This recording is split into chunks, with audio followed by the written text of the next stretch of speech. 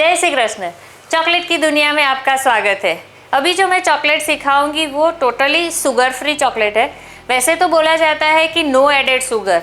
No added sugar का मतलब होता है कि जैसे हम लोग आम खाते हैं तो उसके अंदर इनबिल्ट मीठा होता है, वो ऊपर से नहीं डाला हुआ था। तो उसी तरह से ये चॉकलेट में हम लोगों ने ऊपर से कुछ मीठा नहीं डालते हैं, इसीलिए इसको नो एडेड शुगर बोलते हैं। तो शुगर फ्री चॉकलेट इसी तरह से बनती है, वो मैंने पूरा प्रोसीजर आपको दिखाया है हुआ, तो वो आप पूरा देख लेना।